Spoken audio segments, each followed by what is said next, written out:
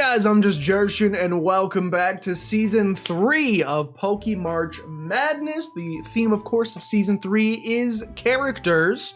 If you missed the last 3 episodes, especially the last one, excuse me, you should go back and watch them. We started this series by going over Pokemon Rivals, who's the best Pokemon rival trainer, followed by who is the best Pokemon champion in any of the games.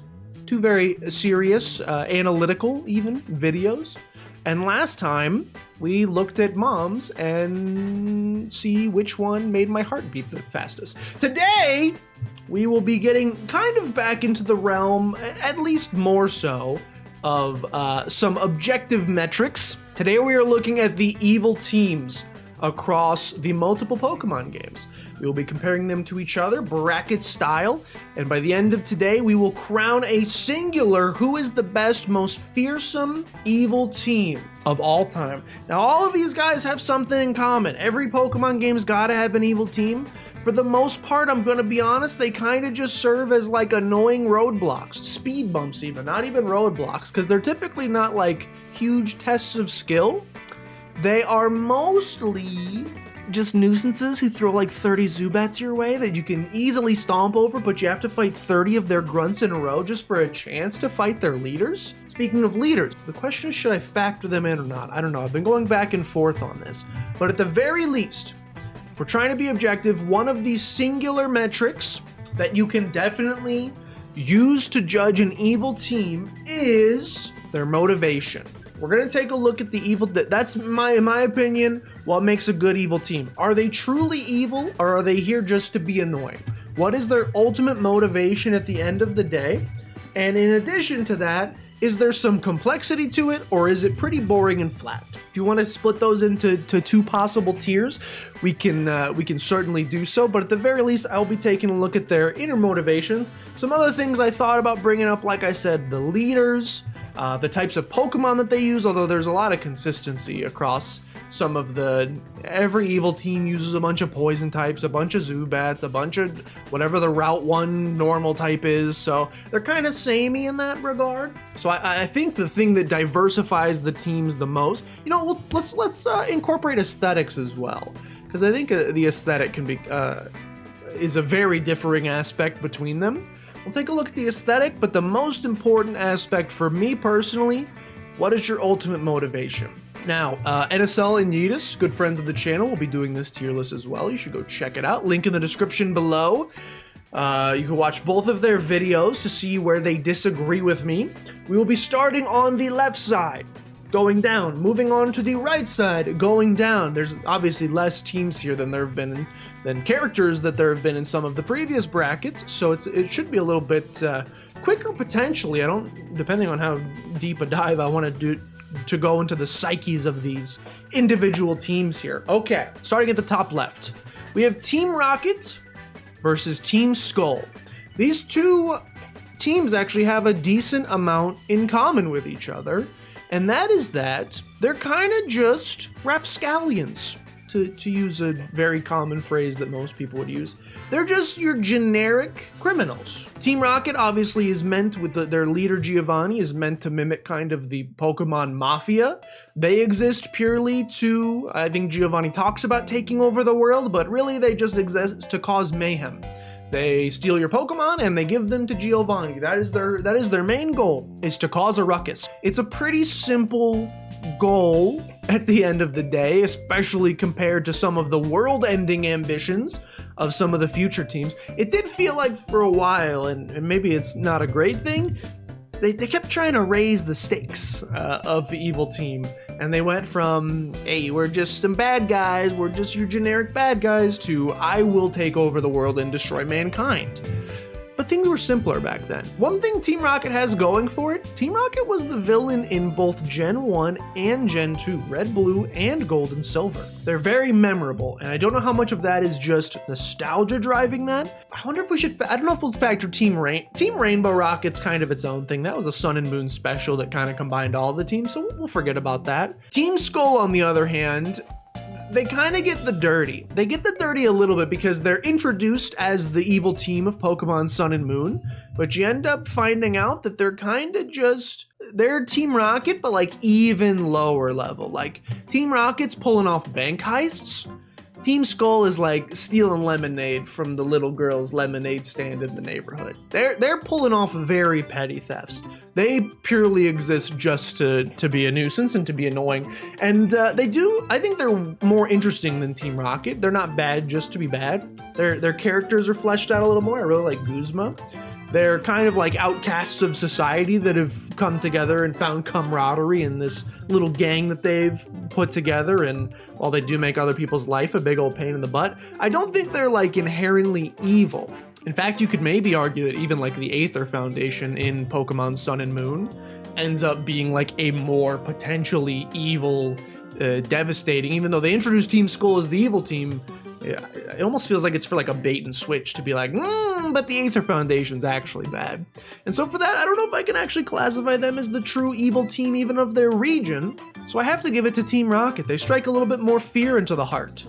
Now I do get mad tired of fighting those Zubats. At least Team Skull's got a little bit more creativity with their team building. I gotta give it to Team Rocket though, they're a classic. Team Yell versus Team Aqua. The Gen 3 evil team. Look, I have said many times, and I will continue to reiterate until I'm canceled, not a big Gen 3 fan. And a big portion of that is I think the story doesn't really make any sense. You have Team Aqua and Team Magma fighting each other. Team Aqua, led by Archie's main goal, is to cover the entire world in water.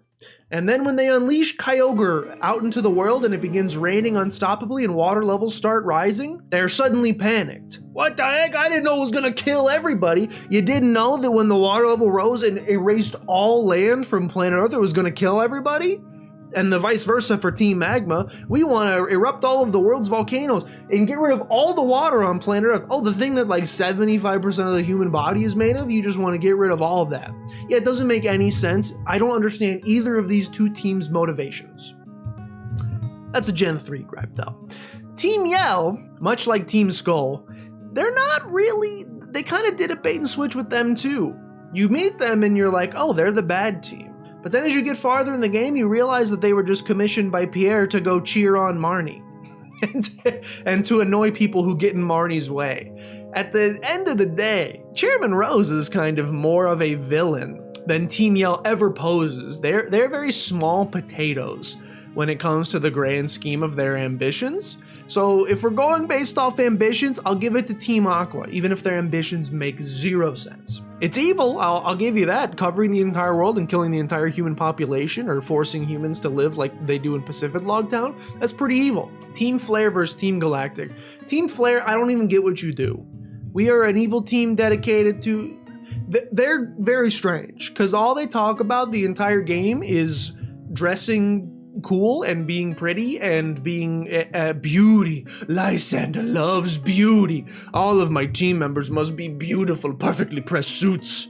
Oh, by the way, I'm gonna shoot an ion cannon into the earth and blow it up. How are those things related in any way whatsoever? I have no idea to this very day. They're confusing. They got some conflicting elements that I don't truly understand.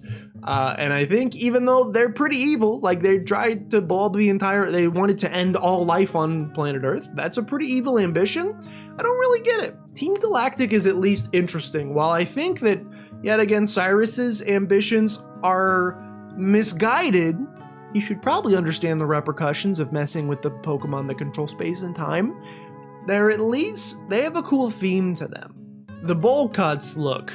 If we were going based on looks, I'd give it to Team Flare. The bowl cuts ain't really doing you any favors, Team Galactic, but I at least really like the whole space theming. You've got the mini bosses, Saturn, Mars, Uranus, that I will pronounce that way so that all the children out there don't laugh. They've got their evil ambitions and the goal to control space and time for Cyrus, who is definitely like an inherently evil dude. Before I do the villain one, I'm gonna have to like quickly read about each of their ideologies just to remind myself so that I can go in fully equipped, because there's some complex characters. Cyrus is a very complex character. I may want to do a little spark notes on his personality before I do it. But I really like Team Galactic. They can get a little bit annoying to fight, but I think their entire story arc and their involvement in the Diamond and Pearl storyline is done very well. Team Magma, I like how Team Aqua looks more. I like Archie as a leader better. I think Maxie looks like he needs to get shoved in a locker. I think the Team Aqua uniforms are a little bit cooler. Team Magma literally wants to get rid of you. Your motivations make no sense. Like if anybody took even like a single science course in maybe even elementary school, you'd know that it's not a good idea. I'm gonna give it to Team Plasma here. Team Plasma has some Gen 5. For whatever hate Gen 5 gets, the black and white story is different. They tried something different, which I really appreciate.